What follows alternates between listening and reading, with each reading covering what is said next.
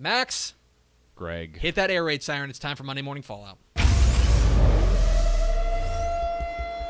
Monday Morning Fallout, of course, when we overreact to everything in Texas high school football from over the weekend. We're going to start. Three thoughts from the weekend. Number one, week one chaos. Tons of upsets. Lots of crazy games. We had the top three teams in Class 6A in the Dave Campbell's Texas football rankings all go down. Number one, Lake Travis, gets stunned, I would say stunned, in the final quarter by Converse Judson. Katy loses to Austin Westlake in a tremendous game, a game that absolutely lived up to the hype. And Cedar Hill gets beat by Bishop Gorman out of Nevada to kind of round out kind of a week of chaos. But that wasn't just it. We had Canadian lose to Bushland in their 3A debut. We'll get into what exactly that means in a moment. We had that happen. We had Navasota getting beat by 3A Franklin. We had a number of upsets, teams that probably, honestly, underachieved in week one. I don't think that's necessarily going out on a limb to say that is what happened. There were a number of big-time upsets, a number of games that kind of make you go, huh? And a number of teams that kind of escaped peril. Denton Ryan was losing for a long time against Lancaster before they came back and won in the second half. Yule's Trinity was down to Broken Arrow, Oklahoma for quite a while and ended up coming back and winning. A number of other teams that were kind of on the ropes that managed to put it all together there at the end and come away with a victory. What does it all mean? We'll get into that in a moment.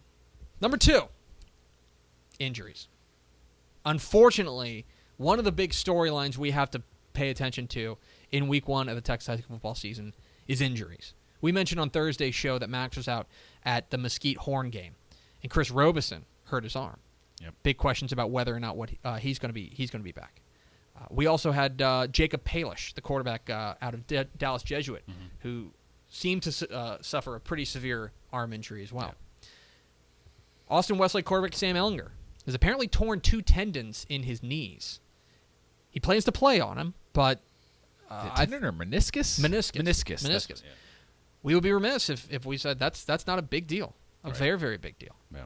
At the game I was at, Argyle and Lucas Lovejoy, we had Dane Ledford is now out for 4 to 6 weeks with a broken wrist. Man, this is bad news for Argyle on an offense that kind of had fits and spurts there in their opener. They lose their quarterback for an undisclosed amount of time. And then, of course, I think the big one. The big one came down on, apparently, his first carry of the game. Ugh.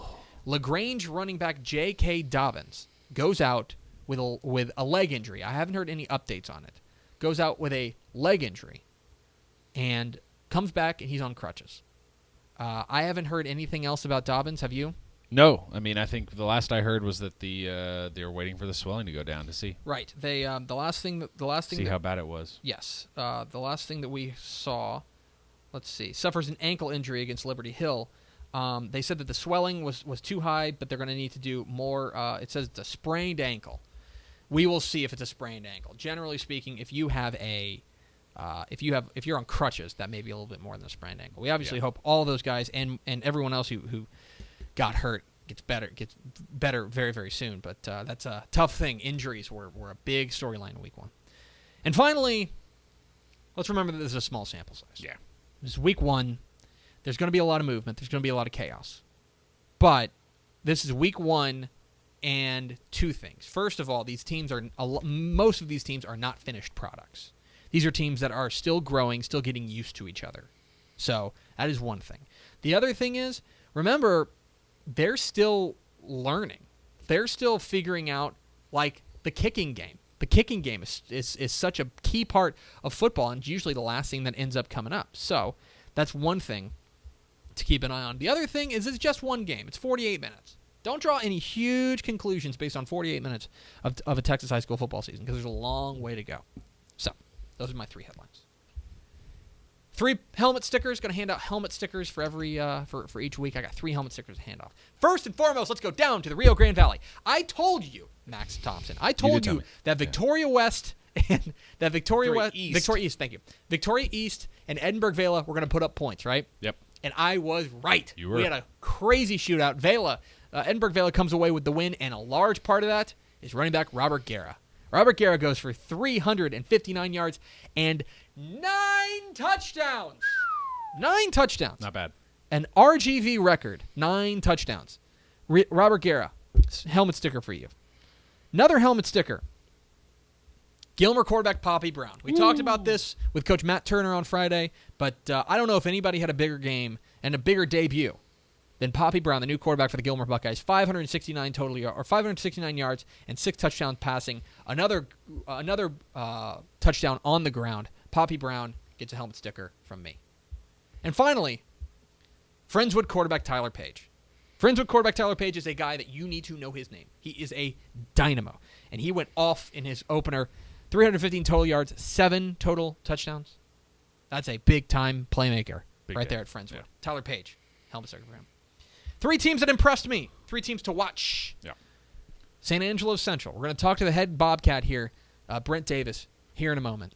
St. Angelo Central, fantastic first week. Fantastic. Drubbed Abilene. Cal Vincent looked in control. The defense looked stymied. Fantastic debut for St. Angelo Central. Idalou. Remember a little old Idalou? Remember those guys? They come away with a fantastic Week 1 win, 17-14. I had the rankings up. Forgot them. Where did I put them, Max? Max, who did Idalou beat? Someone good. They did. They won 17. Stratford, is that right? No, it wasn't Stratford, but I remember. Someone out west, 17-14. Oh, thanks, man. It was 17-14 was the final. I'm looking it up. You're listening to live coverage of me waiting for my computer to load. Yeah, that's pretty typical. I know. Come on. Idalou beat. Well, okay. Apparently not. Apparently they did not. Apparently they didn't win. Never mind. Idalou didn't win. But Yeah, they did. I know. I know they won, Max. We're doing jokes here, Max. Shallow Water. There we go. Thank you. I told They you beat this team Shallow out Water. west. Thank you. Come on. They beat Shallow Water 17-14. Big win for Idalou. The Wildcats come away with a very impressive Week 1 win. And finally, little old Bruni. Bruni, another team kind of on that Rio Grande-ish Valley area-ish, kind of. Mm-hmm. A breakout year last year. We thought, okay, they lose a ton. How are they gonna replace all these guys? Well, I'll tell you exactly how they replace those guys. They replace those guys by beating Falls City in Week 1. Big win. That's a very big win. One of the very best teams in that area, in Region 4. And they go out and they get a fantastic win in overtime over the Beavers. Bruni comes away with a very, very impressive Week 1 win. Those are 3 teams that really impressed me. The final score of that game was 28-20 in overtime. Okay. 3 teams I'm worried about. I'm really worried about Navasota. Yeah. Very worried about Navasota. They go and they play Franklin. And again, Franklin, a team that played for a 3A Division I state title last year. They bring back most of their offensive line. This is a fairly decent Franklin team. Mm-hmm. Navasota shouldn't be losing to these guys. They're bigger than them. And I now have serious questions about how Navasota is going to fare this year. That is got a new coach, obviously, and they're still working him in. But a lot of turnover. Yeah, a lot of turnover. And this was a disappointing debut for Navasota. Dangerfield. Dangerfield is a team that we bought in. We thought last year was a bit of a aberration. Yeah. A down year for Dangerfield. So what do they do in Week 1? They get shut out by Hughes Springs. And again, to be clear about something, I don't think Hughes Springs is a bad team.